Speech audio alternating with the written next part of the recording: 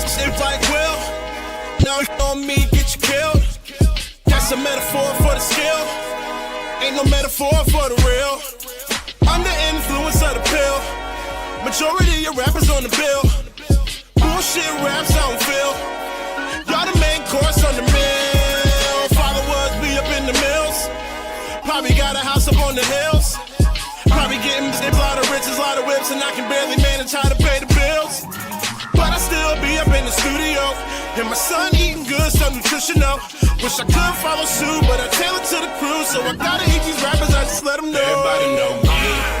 Everybody know me. Everybody know me. Everybody know me. Everybody know me. Everybody know me. Everybody know me. Everybody know me. Everybody know me. Everybody know me. Everybody know me. Everybody know me. Everybody know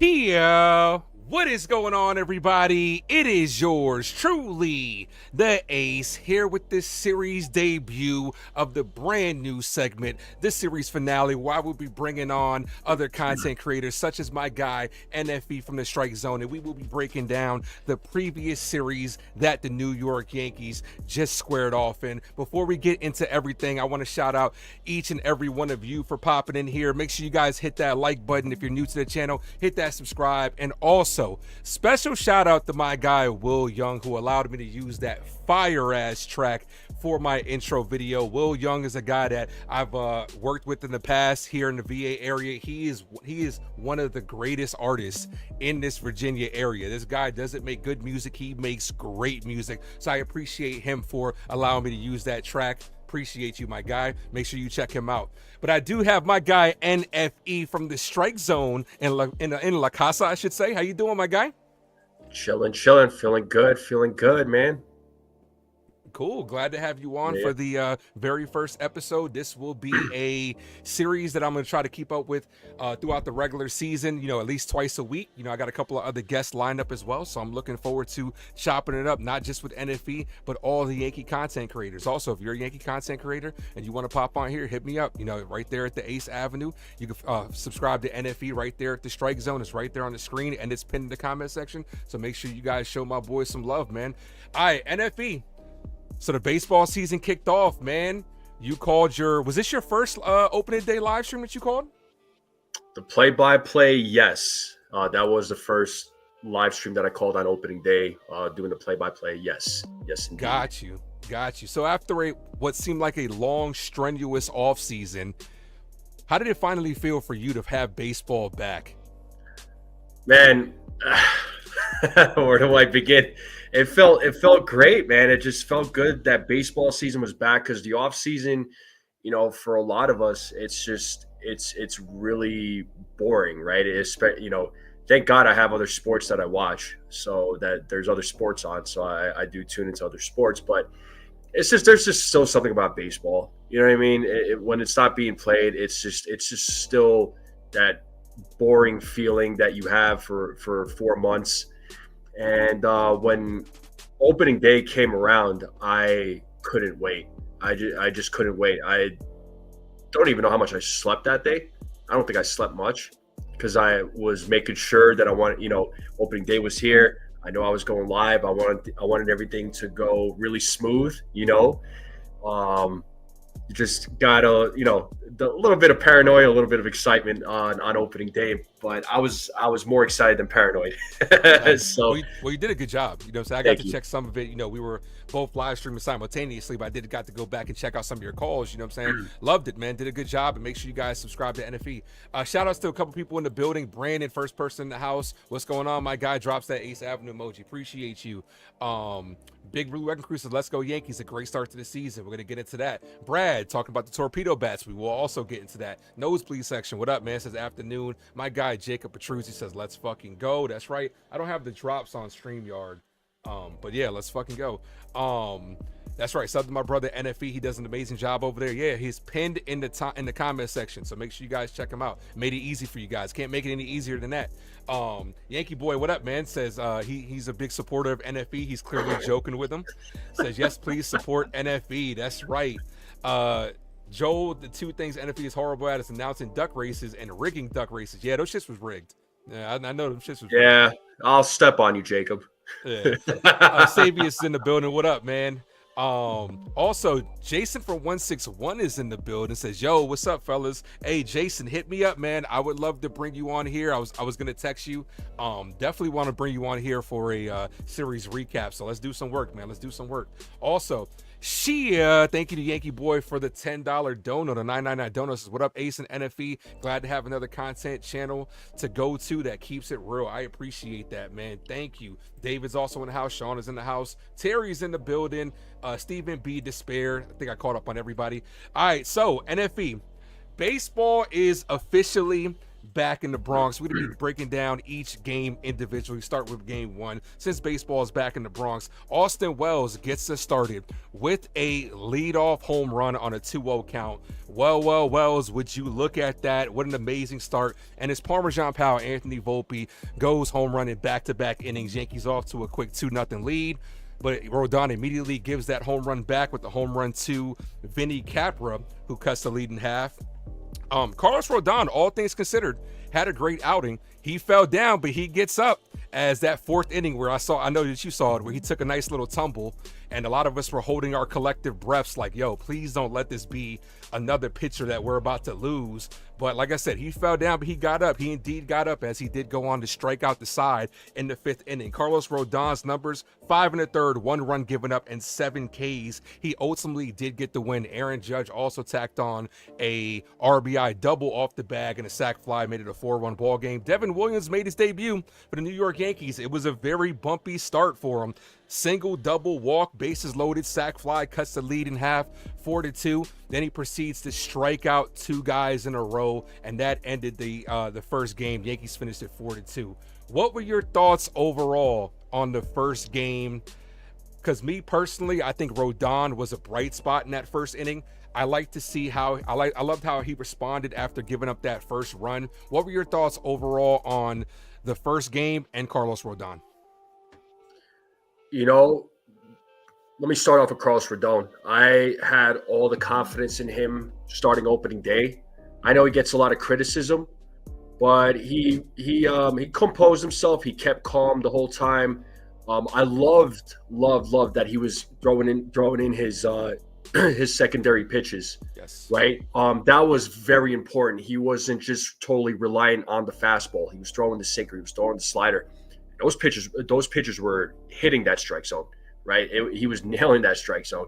You know, he ended up striking out 7 guys. Even after he gave up that home run, you know, he kept calm. He composed himself. You know, he checked his emotions. And, you know, I think there was a mention of saying that Aaron Boone had, you know, talked to him about controlling his emotions. So that was really important because we all know that sometimes Carlos Rodon, he gives up the long ball, tends to lose himself. He tends to lose control. He kind of collapses. But this version of Carlos Rodon that we saw on opening day, fantastic. I don't know if it was the beard, but if it was, shout out to the beard policy. I love the beard policy.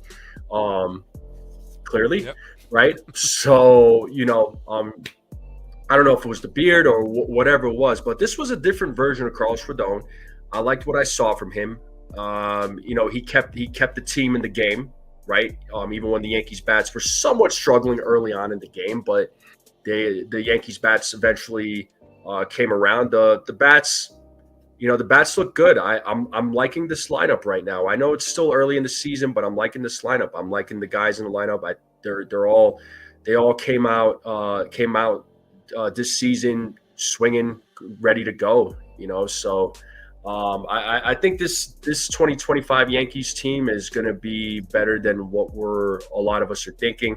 Now, listen, they're not going to go 162-0, you know, but I'm liking what I'm seeing so far. There's so much potential to this team. Yeah, absolutely. And it got started off quickly. Obviously, you know, as soon as we got up, Austin Wells, who was making history, you know, as the first Yankee leadoff catcher, wastes no time on the first hittable pitch he gets. He sends it yard. And also, shout outs to Erica Rowe, who called that. When I made my community tab asking who was going to get that first Yankee hit, she called it. She said Austin Wells is going to homer in his first at bat. So shout out to you, Miss Erica, for guessing that one. But yeah, it was good to see. There were a lot of bright spots in this first game. Austin Wells and Anthony Volpe, we got to see the youth really get things going. And then Aaron Judge and Cody Bellinger, the experienced veterans, tacking on those final 2 runs. That ball that Aaron Judge hit off the bat was crazy. Off the bag, I should say, was crazy, because that shit like skyrocketed high, and he was able to get a double like before it even hit the ground. That's goes to show you how locked in he is. But Carlos Rodon is definitely the talking point of this conversation in game 1, and also the pitching in general, because Mark Leiter Jr. came in and looked amazing as well. And I'm gonna tell you this, Aaron Boone doesn't get a lot of credit, but this series in general, I got to give Boone his flowers where it's due, because Boone pressed the right buttons, whether it was leading off Austin Wells game 1 or switching things up in 2 and 3 with Paul Goldschmidt. But this was definitely a lineup that we definitely we haven't seen before, that was fresh and it felt new. A good infusion of youth and a good infusion of veterans all throughout the lineup, very balanced as well. But back to Carlos Rodon, like you had alluded to earlier, how many times do we see him give up the long ball like last year and then it just implode? Like, we see it a lot, but he was able to keep his composure. I'm also going to give kudos to Austin Wells behind the plate, because Carlos Rodon trusts him. Whatever he puts down, he's going to throw as well. But he looked good, a good pitch mix, like you had said. He was using these secondary pitches. We saw a lot of changeups. We even saw a sinker from him for the first time. We didn't get to really see that last year, but he was mixing those pitches, and he wasn't just throwing them to get him over. He was throwing them for actual strikes, which makes the batters have to think about something else besides just the fastball slider mix. So he was able to get those over and ended up getting the W at the end of the day. So yeah, great outing by Carlos Rodon. Yeah, overall, game 1 was really good. I liked what I saw. Again, Rodon, pitched well. I know Austin Wells called a good game. Him and Austin Wells have a good chemistry. And if you remember 2 years ago, Carlos Rodon really praised Austin Wells, and he was looking forward to working with him even more in the future. And that is his catcher. That is his catcher, period. If it's Austin Wells or no one, for Carlos Rodon. So, Wells called a really good game, Rodon pitched, he pitched a good game. The bullpen, though, the bullpen looked really good. Mark Leiter Jr., I had all the confidence in him. I know a lot of fans, there was a lot of fans who really were down on him, but I had confidence in him. I just think that when he got traded to the Yankees during the deadline, I think he was tired. The Cubs really overused him. Yep. And, the guy was worn out. But we saw a different version of Leiter in the postseason, and I was like, okay, let's see what he does, in game 1, of the season. He looked really good. So, yeah, what's up, man? He's a Guardians fan. Yeah, I know he's a Guardians fan. Okay, He's subscribed to my channel, so I know Jacob. Shout out to Jacob. But yeah, Leiter looked really good. Luke Weaver, he didn't miss a beat. Devin Williams gave us a little bit of a scare. I don't know if it's just because, in a Yankee uniform, he got the jitters.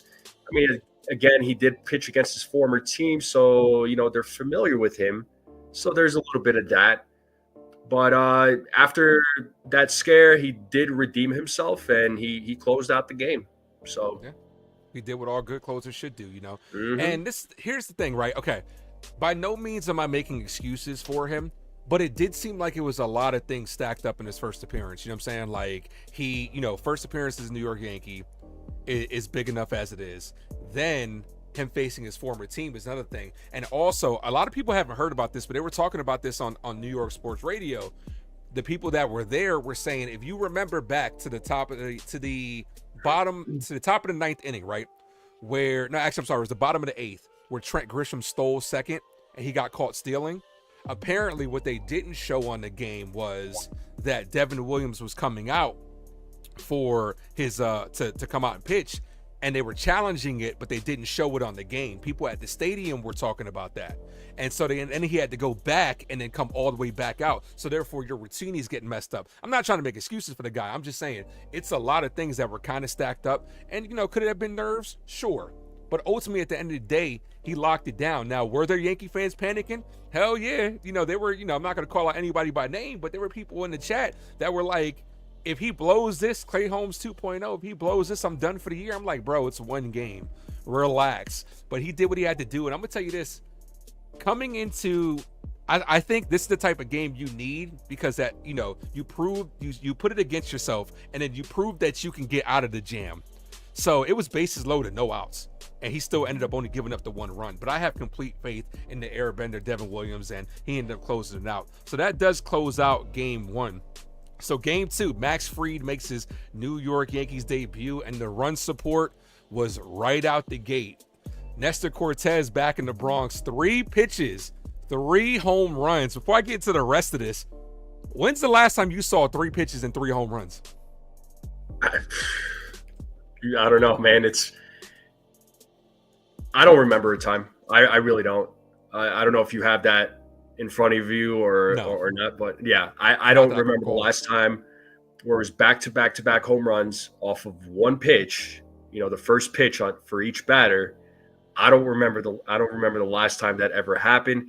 I don't know if anybody in the chat knows, but I'm gonna say it never happened, because I feel like it would have been talked about. Yeah. But what an insane inning way to start off the inning with 3 back-to-back home runs. Back-to-back has happened, but not off of 3 pitches. Like the energy, you could just feel it from us calling it and just erupting in the stadium. Goldschmidt gets it started. Goldschmidt, Bellinger, and Aaron Judge, and then Austin Wells tacks one on for a 4-run inning. Aaron Judge is the talk of this game. Not 1, not 2, but 3 home runs, 8 RBIs total. This man went absolutely crazy. It was a home run party, and everybody was involved. It's a lot easier to talk about the guys that didn't homer rather than the guys that have homered, because like all 1 through 6, everybody was homering. And then all of a sudden, later that evening, is the talk of the torpedo bats, which we will talk about later. But Max Fried, I thought, had a decent start, all things considered, especially considering the defense seemed to be against him. Seemed like they forgot which team they were playing on. It seemed like the New York Yankees defense was in World Series form. Sorry to take shots there, but let's be honest, that defense was terrible. Max Fried also made a bad defensive play. He gets pulled early. In my opinion, I kind of gave Boone a lot of shit for that, because we were up 10. And you couldn't let him get 1 more out to qualify for a win. It's not the biggest thing in the world, but taking him out early kind of did annoy me. But the Yankees win this handily, 20-9 victory. We come out the gate with a 20 spot. What were your thoughts overall on game 2, Max Fried's performance, and just how the bats did? Yeah, game 2, I mean, the bats were just on fire. I mean, enough said there, man. The bats were just absolutely insane. I don't know. I was like, where did these bats come? Like, where is this all coming from? I'm like, what is this, man? I mean, again, the Yankees did go up against Nestor Cortez. Again, they are familiar with him. Wasn't sure if Nestor Cortez was going to get his revenge, or were they just going to absolutely destroy him? And clearly they absolutely destroyed him. Max Fried, his outing, his first outing, a little bit of a struggle there, because he was, trying to locate his pitches, and he just wasn't getting the calls that he wanted to get. So he had a good outing with some struggles, I will say, just at least from my own perspective. But overall, I don't have any complaints about his outing. Yeah, you could say Boone may have taken him out too early, but there's been games where you leave a pitcher in there, and for too long they start to implode, right? So I think it's better safe than sorry, because each time the Yankees kept putting up runs, Milwaukee was answering back. They weren't stopping. Even when they were getting blown out, they were still putting up runs. Mm-hmm. So this is a team. Granted, there's things that they have to work on, and I don't know how the rest of their season is going to go, but they got some talent on that team, and they can run too. Those guys are freaking speedsters. Yep. So I do want to give some credit to those guys. But game 2 overall for the Yankees, man, the bats exploded. Max Fried looked good. He did his job. The only thing that really annoyed me, it wasn't, for me, was just those ridiculous errors. I'm like, okay, can we stop with these errors? Because if it wasn't for all those, runs that they had, they could have easily lost that game. Yeah. Look at this game, right? I'm glad we won at the end of the day. Sure. But this game, talking point is, like 9 runs for the Milwaukee Brewers should be enough to win them any baseball game. On top of also getting extra outs with 5 errors, our bats were the difference, and that's why we won. But yeah, it's errors that I feel like can be cleaned up. Volpe's error, you got to put that in your back pocket, man. You can't force that throw. Paul Goldschmidt, you got to kind of come off the bag a little bit for that. You can't force that. Max Fried, and here's the thing. I'm not overly concerned about this game when it comes to errors because a lot of them did seem like Fried and Volpe are both gold glovers. A throwing error from Fried was very shocking. That could have been a little bit of jitters right there as well. So I'm looking at that like we're not going to see that happen too often, knock on wood. Pablo Reyes didn't have a good game. He had 2 errors by himself. In his first opportunity to start for the New York Yankees, he didn't really, shine. And then Peraza coming in as well, hitting that home run. That was a little shocking to me that Peraza actually didn't get the start. That it's also very telling as well that Peraza going against the lefty and Cortez didn't get that first shot that actual Pablo Reyes did. But he, like I said, he didn't do himself any favors. But I do feel like the defense can clean itself up, especially when you're going to have to be on your toes, especially when you have back-to-back games with 2 ground ball pitchers in Max Fried and then Marcus Stroman. You know what I'm saying? You got to, that you want them to keep the ball in the yard. You're going to have to play some good defense behind them. And realistically, the bad defense ultimately cost Max Fried his first win.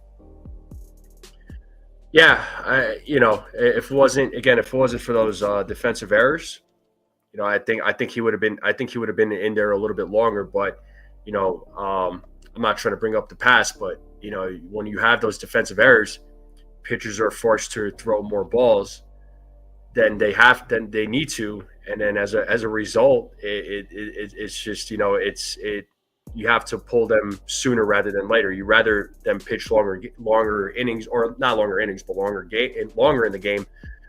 But the defense behind them, they need to clean it up. So they also have a responsibility. And 5 errors, man, I think is even in a 29 game, games. it's more times than none, you still can lose the game, on stupid errors. So, that's something that the Yankees, they can't do that. I don't think that's going to be something that's going to happen a lot, but, good thing, it's a good thing that with this team, they're not always error prone. It was probably just one of those rare moments, just one of those rare off days, rare games where they committed a lot of errors. But hopefully hopefully we don't see too much of that. Yeah, exactly. Fried, 6 runs given up, but only 2 earned. That says a lot. That's 4 unearned runs. You know what I'm saying? I hope that's good for his ERA. Sucks that he couldn't get the win. But, we're harping on, bad defense, but we got to also give flowers and credit where credit's due. We did see great defense from Jazz in this game. Jazz in the first 2 games has looked very good at second base, and then this one was the Jazz Chisholm. The next game in Game 3 was the Jazz Chisholm game where he tacked on 2 more home runs. But I've been very impressed with Jazz Chisholm so far. Just from that first play, in Game 1 too, where the ball was hit to the left side on a hit and run, he was able to gain ground, keep his composure, get the ball back over to first, made a nice over the shoulder catch. So it wasn't terrible defense. It's just the left side is a little cause for concern because I trust Goldschmidt and Jazz looks really good. Volpe's a gold glover at the end of the day, but he's still prone for the bad throw. He's still prone to, but he also did make a great play up the middle as well. So with Volpe, you got to take the good, you got to take with the bad. But clean up the defense, I think we'll be good. But, if the offense is scoring 20 points a game, we might be good, but you can't expect that every single night. But heading into Game 3, we put up another double-digit game. Marcus Stroman on a bump. Yankees in search of the sweep. Stroman looked a bit shoddy in his first start as a New York Yankee. When you don't have overpowering stuff, you really have to locate, and he wasn't getting some of those calls early, so therefore he was leaving balls in the middle of the plate. They actually struck first for their first lead of the series. But once again, the Yankee bats come alive. Aaron Judge immediately erases that solo, that first run given up with a 2-run home run. This, his 4th home run in 2 games. This man is absolutely locked in right now. He is on another planet. If the season ends today, easily MVP again. Ben Rice adds another bomb as well, and then Jazz tacks on 2 more. And ultimately, the Yankees complete the sweep, 12-3. What were your thoughts overall on this game and Marcus Stroman's performance? Marcus Stroman, he came out and did his job. He looked really good in his start. He's got something to prove. You know, he wants to prove a lot of people wrong, and you know, we all know historically he's first half of the season he's a really good pitcher. Yep. Second half is a different story. Hopefully that changes this year. I'm hoping, but you know, we'll see. Stroman, though, you know, again, he had a solid outing, got the job done, did what he was supposed to do. You know, composed himself. You know, didn't lose his cool, and then overall the bats, you know, coming through once again. You know, Jazz Chisholm Jr. You know, you mentioned him.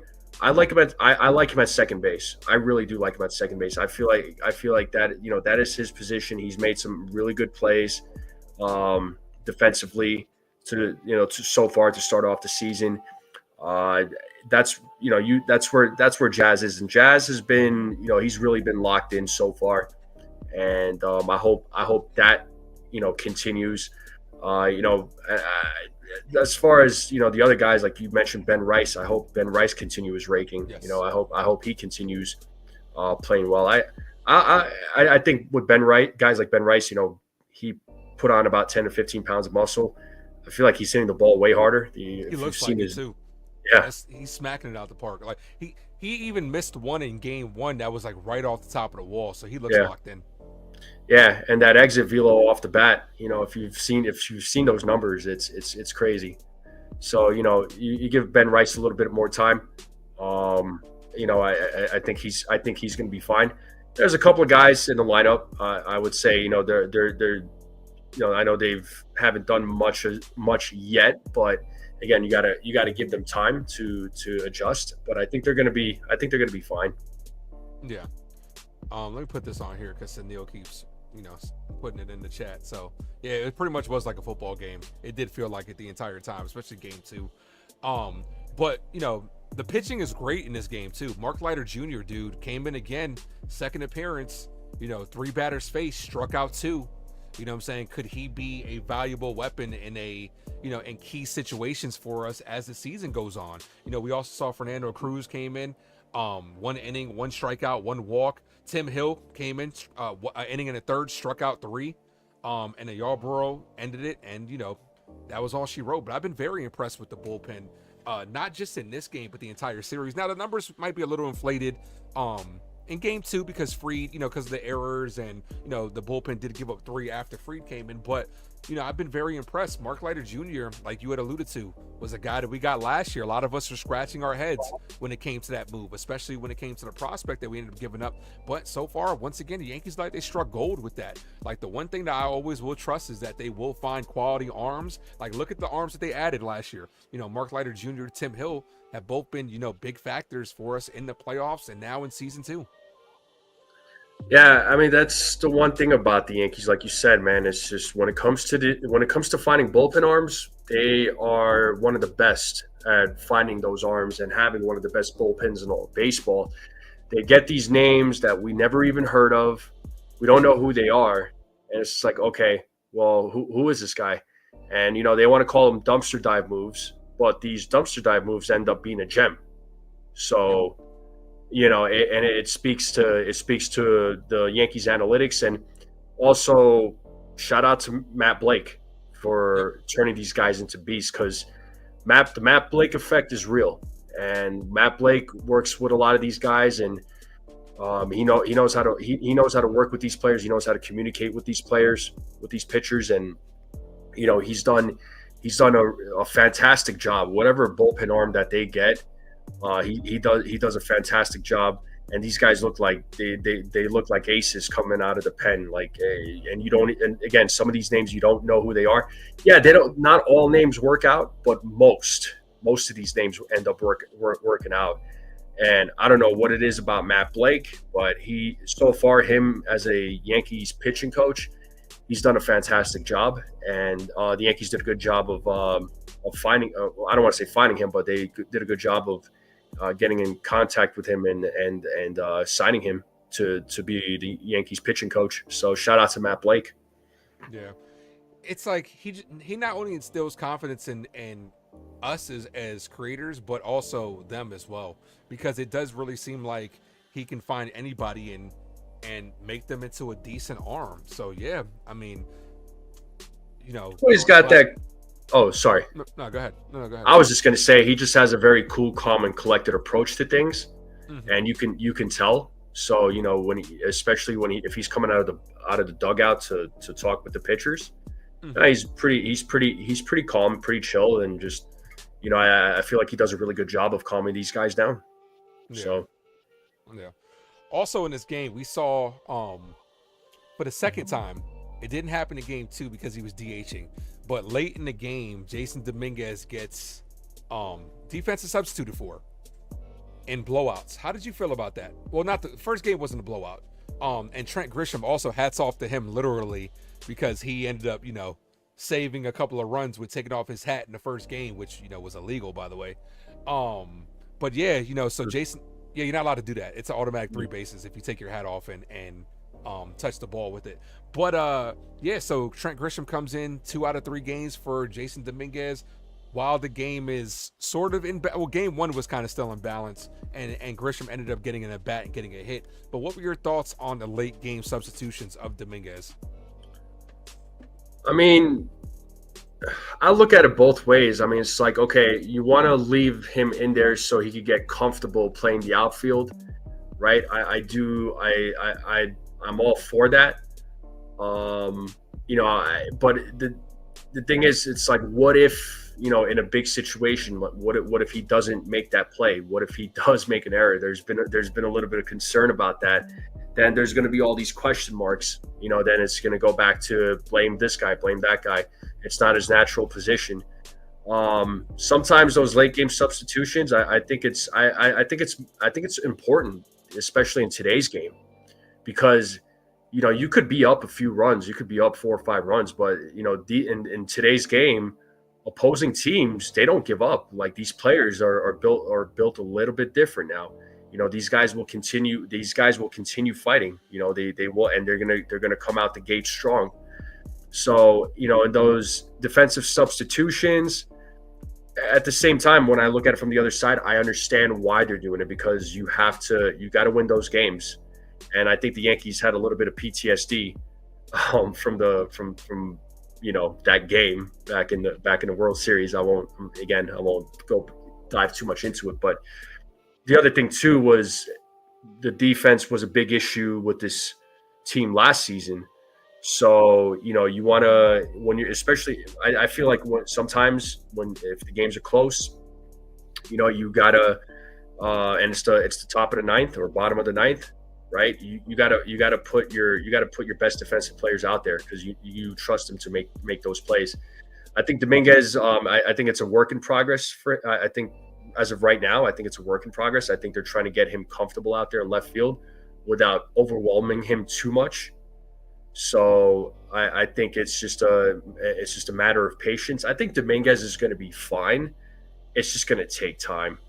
Yeah. I think also he's probably a little bit in his own head too. That's what I think personally, but I think the Yankees are also protecting him, because he almost dropped one yesterday. That's what I'm saying. Yeah. So hey, easy fly ball, and he laughed it off. It's all fun and games because you caught it, but we're blowing them out. But yeah, you got to make sure you catch them. So.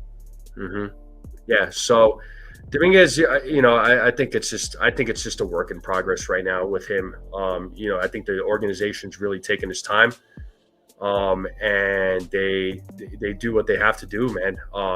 You want to make this guy comfortable. You want to make sure that there's not a lot of pressure on him. But at some point, he's going to have to start. He's going to play left field. He's going to have to start making those plays. And because those simple defensive mistakes can cost you. So I think they're just slowly easing him in and then taking him out. So either way, I don't have a problem with it, because if he does make those mistakes, they're going to point the finger at somebody. So, but yeah. Well, my thing is, he's got to learn. It's as simple as that. Like, you have to learn the position. Left field is different from center field. The ball slices and cuts differently in left field. So he's definitely got to learn. And it's like, I get it, you know what I'm saying? But the way that Jason Dominguez earns the ability to stay in the game is by not making errors through the course of the game. He has to kind of earn it at this point, because we saw in spring training, he did make the mistakes, but how do you get rid of that? by making the plays. You know what I'm saying? By us not even talking about you. If us not even bringing it up means that you're doing something in the outfield great. You know what I'm saying? Like, hit some home runs. You know, he got his first hit. You know what I'm saying? Show us what you could do with the bat.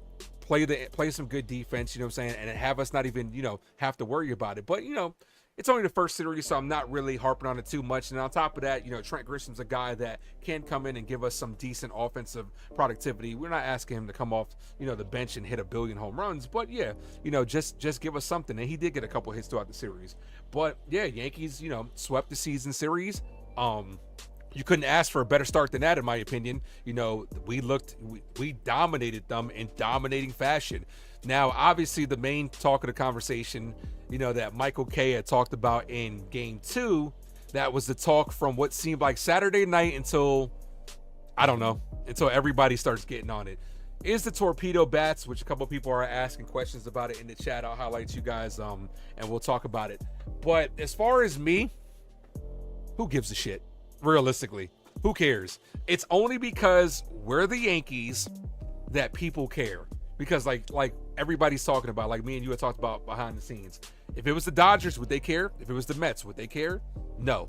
It's because we're the New York Yankees, and like I've said this a couple times, they're okay with, the fans are okay with the Yankees getting cheated, but anytime they're doing anything innovative, they're getting scrutinized for this. Smart on the Yankees' behalf, you know, bringing in an MIT guy that you know, builds the bat according to each player's sweet spot. That's smart.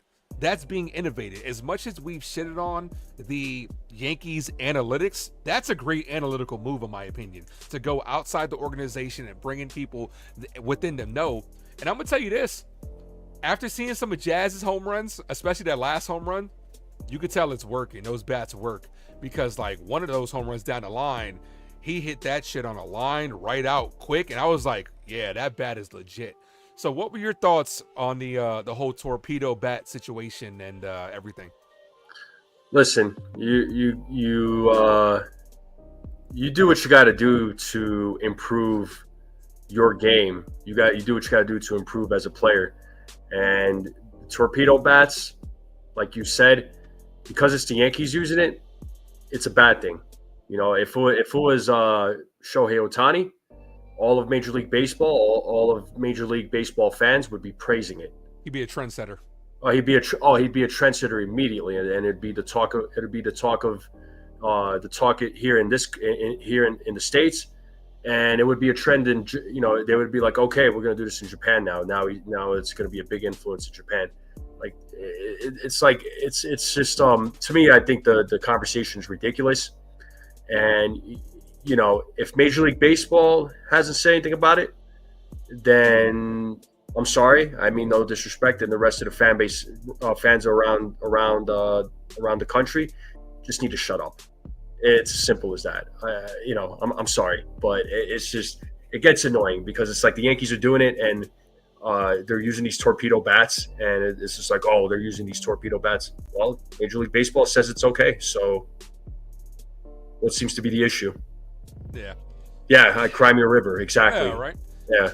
I mean, like I said, it's the same. Like, the people are acting like we're banging on trash cans. Oh wait, that happened to us. People are acting like they had buzzers. Oh wait, that happened to us. People are acting like when we were playing against the Guardians, when all these fucking bugs were coming out onto the field with Jobber Chamberlain. Oh wait, they didn't call timeout. Oh, that only happens to us. It's okay when stuff happens to us, but when all of a sudden we're being innovated is when everybody has a problem, because it's been a nonstop talking point. So, I mean, personally, you know, it's legal, it's within the rules, but it's not everybody's using it. Aaron Judge is using it, and this dude hit 4 home runs. So what's the excuse? Yeah. Like, what's the reason? It's because we're the Yankees, and people don't want that evil empire to come back. So they're just like, man, like anything we can do to throw some extra hate in and break the rules is, you know, same thing with like the tush push in Philadelphia, how they're gonna try to ban that. Some teams will be able to do this, like Atlanta's inquired about the torpedo bats. Some franchises won't be able to do it, or they won't want to do it, stuff like that. But, you know, to each his own. It should be at each player's discretion. And, you know, the crazy thing is, we didn't hear about this at all during spring training, because apparently the Yankees debuted them in opening day. not everybody used it, but apparently, there are players that have used it throughout the season. There are a couple Cubs that have used it. Stanton used it last year, which they were talking about. Could that have added on to his injuries? We don't know, and we won't know. You know what I'm saying? There's no way of us really knowing, but it's at the player's discretion, and it's at each team's discretion. If you use them, cool. If not, stop complaining about them. Like, they're legal. It's not like you're doing anything that's cheating, and they're just mad because we went ape shit this weekend. Yeah, I mean, because they wanted the Yankees to not succeed, right? Because again, since they lost out on Juan Soto, if they ended, Lindor used the last one was over, so he stopped. Okay, so then again, a lot of the fans around the country, they all need to shut up. So I'm gonna keep saying that, and I'm sure I'll get some folks that'll be petty about it and get triggered, but I welcome it. But if it didn't work out for them, people are just gonna be like, see the Yankees, they tried doing something different and they still suck. So, but they won the games. Oh well, they're using torpedo bats. Well, it's like, you still have to hit the ball. Yeah, you still have to hit the ball. It's not like it's giving you that much of an advantage. You know what I'm saying? Like, is it more dense at each player's sweet spot depending how they swing? Yes, that's the analytical approach. You know what I'm saying? And that's fine. As much as, like I said, as much as we shitted on the Yankees' analytical approach, you have to tip your hat to this one because it's very innovative. And as long as it's within the rules, the MLB has approved of these bats. Every game, players have to submit a bat and they have to get approved. It's as simple as that. So it's not like they're breaking any rules. It literally is. People are just hating on the New York Yankees. That's what it boils down to. Yeah. Deal with it. It's as simple as that. And Evan, yes, Jazz Chisholm did strike out using that bat. So it does go both ways, yeah. And he wasn't the only one. It's like if these bats were as a big of a deal as people are making it out to be, then you know what? They shouldn't be grounding out. They shouldn't be popping out. They're still popping out. They're still grounding out. They're still flying out. So, they're still striking out. So what seems to be the issue? It's just a different bat. It's a different concept. The Yankees adopted it, and they wanted to see what if it was going to work for their guys. And it sounds like some of the guys, it's working out for them. It sounds like they're listening. They're liking these new bats, and some of them are using it. Judge isn't one of them, but Judge doesn't have to. Judge even said, he's like, look at what I did last year. So it's like I don't need it. So, but if it benefits other players, then why not? What is the issue? What's the big deal? Could you imagine if Judge did use it? That motherfucker be hitting balls out of the ballpark. Like literally, if he was using it. Dude, if I'd be hitting like 80 home runs. Yeah, well, he's on pace for that now. I mean, he went crazy. So that does segue us to the next one before we get out of here. This has been a great first show in NFE. I appreciate you for coming on. Make sure you guys hit that like button, hit that subscribe to my guy NFE. His link is pinned in the comment section, so make sure you guys go check out his channel. And episode 2 will be on Thursday for the series finale. I will be bringing on my boy Jason Custodio, so make sure you guys tune in for that. Hit that like button, hit that subscribe. All right, series standout. Give me your series standout for this series. I mean, you got to go Aaron Judge. It's like he's the guy that stood out the most. I mean, there's a few guys, right? But you got to give it a Judge. Judge is he's off to a hot start, because historically, whenever the season comes around, he starts off slow. April is not really a great month for him, even though we're technically in March, but the start of the season is really not a hot start. It's not really great for him. He doesn't start hitting till May comes around. But this is a different Aaron Judge. I don't know if it's the dad power or what it is, but he is locked in. He's ready to go. I feel like he's just on this revenge tour, and I think he's out there to prove everybody wrong. And I think he's also out there to show that that he still got it, and the guys around him still have it, even with some of the losses to this team during the offseason. He just wants to go out there and prove a point to everyone. So you got to go. I got to go Aaron Judge. Okay, Aaron Judge. Put down in the comment section who's you guys' series standout. I would love to know what the chat has to say. I'm gonna go a different direction, even though I agree with you wholeheartedly. I just want to go. You made great points, and I would agree with Aaron. I would pick Aaron Judge if you didn't pick Judge. So I'm gonna go a different direction. I'm gonna go Jazz Chisholm. Jazz had himself because of how great of a series Judge had. Jazz's series is going very, very under the radar.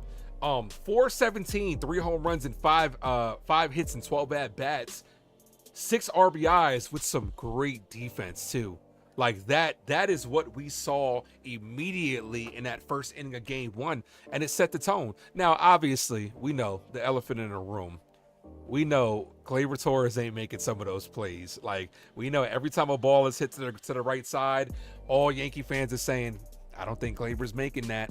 And there were a couple times where even when Jazz got ate up by a ball, stayed with it, and with his arm strength was able to make the play. Now, didn't turn as many double plays as we would like because, like you had alluded to earlier, the Milwaukee Brewers are one of the fastest teams in the league. So it's going to be hard to turn double plays. But I do, after seeing what Volpe and Jazz can bring to the table up the middle, in that shortstop second base spot, I definitely agree with what Jazz was saying earlier. I think they could be leading the league in double plays if they play a non-fast team. But you got a lot of fast teams out there like the Royals, like I said, the Brewers, stuff like that. So you got to be well defined in the infield, and Jazz definitely is holding down that top spot for me, at least.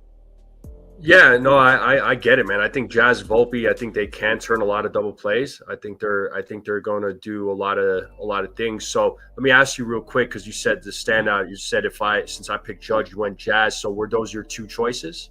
Yes. Okay. Judge and Jazz. Judge if I was to say standout pitcher, though, I would go Mark Leiter Jr. I was very impressed with the consistency.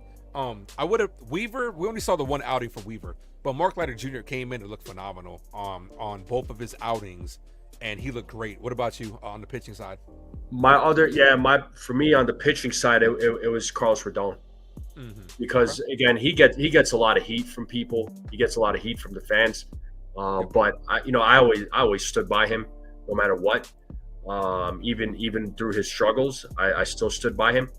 But I had all the confidence in the world that Rodon was going to be lights out in the opener, and he was. He gave up. Again, I don't know if it's the beard or what, but also I don't know if you noticed, but he is looking way slimmer. The guy is he's I don't want to say skinny, but he's definitely slimmed down quite a bit. I don't know if that makes a difference in his performance. Maybe it does, but whatever it is, it worked, and I want to see more of that throughout the season from Carlos Rodon. Yeah, definitely. This I feel like is going to be a big third year for Rodon because year 1 he was plagued by injuries. Coming to Yankee Stadium plagued by injuries. Year 2, outside of that 5 to 6, 7 game stretch where he gave up a lot of runs, he looked good. So the numbers could be very misleading. So this is off to a good start. And like I said, I was very impressed by, like we both talked about, him giving up that home run to Capra and then immediately responding and literally falling on his ass. When that happened, collective sigh of relief when he got up and then came in and struck out the side. Does Carlos Rodon of last year, or even dare I say the year before, have the moxie to do that? I don't know. And hats off to Aaron Boone as well. This is the second time I'm giving Boone his flowers. You guys know that I can be very critical of Aaron Boone, but I'm tipping the cap to him by having faith in him to start opening day in Yankee Stadium. And then also starting Austin Wells as well, no pun intended, as that leadoff spot. Boone dialed all the right buttons, in my opinion. Did I give him shit for, Max Fried? Yeah, because that was more of selfishness. I wanted Max Fried to get that first W in his Yankee debut. But it's not the end of the world. You know what I'm saying? I doubt Max Fried really gives a shit at the end of the day. But tip of the cap to Aaron Boone this series, man. A lot of Yankee fans, give him a hard time. They never give him credit where credit's due. They're always quick to point the finger when he loses. But in this situation, I'm giving him nothing but kudos. What were your thoughts on Aaron Boone before we get into the next series prediction? Look, I'm not an Aaron Boone basher, and again, I know that whenever I have praised Aaron Boone, I know it pisses a lot of folks off because they love bashing the guy. But he did a really good job this series. I think he managed the game very well. But this is where I give Aaron Boone's credit, because him as a Yankees manager, he throughout his career so far, this is a guy who's never managed a baseball team, but he understands the game because he's been around it, and his family lineage Baseball speaks family. for itself, right? And he's never had like a superstar baseball team, like not really. He works with what he has, and he makes the best of it, and he tries to bring the best results that he possibly can. Does he make mistakes? Yes, he makes mistakes, but what manager does it? Every manager makes mistakes. Sometimes those mistakes, yeah, they are costly. Sometimes the decision making, I mean, there's been times where I've questioned it, definitely, but whatever roster he is given, he makes the best with whatever roster that he's given. And last season, 2024, I feel like that was the best roster he had as a manager of the Yankees. 2025 so far, it looks good. We're still early in the season, but only time will tell how everything will turn out, right? But I like how things have started. It's not easy being a manager, especially of the New York Yankees, but I feel like he handles it well, because a lot of folks who criticize him, okay, well, you know what, you go there, you do it, because you'll lose your mind, especially when you get attacked. You're going to lose your mind, and then you're going to want to quit. So there's a reason why he's a manager, and I'm not saying he's perfect, but he's done well with what he has. I mean, the only thing that's really missing is a World Series. That's what he's missing right now. Playoff resume, sure, not exactly the greatest. Again, 2024 was his best, but that's because that was the best roster he had in his managerial career of the New York Yankees. But I liked what he's done. But since we're talking about Milwaukee, sorry, I'm going off here, but since we're talking about the Milwaukee series, he did everything right. And I understand from your point of view with the selfish side of of taking out Max Fried. I get it, but hey, we got to win some games. So Yeah, I mean, it works both ways, because then if double-edged sword, knock on wood, if Max Fried would have stayed out there and got hurt, then everybody would be like, what the fuck? Like, why did you leave him out there so long? Like, he can't win. But in this situation, he's getting the dub with me. You know what I'm saying? Because he pushed all the right buttons, whether we're starting Wells, Rodon, everything, the bullpen was great, you know what I'm saying? And it helps when you get a exponential amount of run support, an onslaught, dare I say, of run support. Like we were breaking records out there. But before we get out of here, man, let me get your predictions on this next upcoming series versus the Diamondbacks. Second year in a row that we're playing them for in the second series. This time they're coming to New York. We're going against two very good pitchers, Corbin Burnes and Zach Gallen. Will the ball be flying out of the park for the New York Yankees like it did this last series? What do you think? Man, I don't know. This series with Arizona is going to be interesting. I feel like it's going to be they're going to be a bigger challenge than Milwaukee, because you look at their you look at their pitching matchups. You got Corbin Burnes versus Will Warren tomorrow. Wednesday, Zach Gallen versus Carlos Rodon. Arizona, and then Thursday it's Merrill Kelly versus Carlos Carrasco. So those are going to be some really good pitching that the Yankees are going to go up against. And their bats, not bad. They got some guys in that lineup that could hit. So far to start the season, they are 2-2. They are 2-2. So they're 2-2 to start off the season. Hard to say, man. I think the Yankees will secure the series, no doubt. I truly believe that they will win 2 out of 3. I don't know about a sweep, but I'm confident in 2 out of 3. Yeah, I'm right there with you. Saying Brewers pitching is awful. Freddie Peralta's pretty good.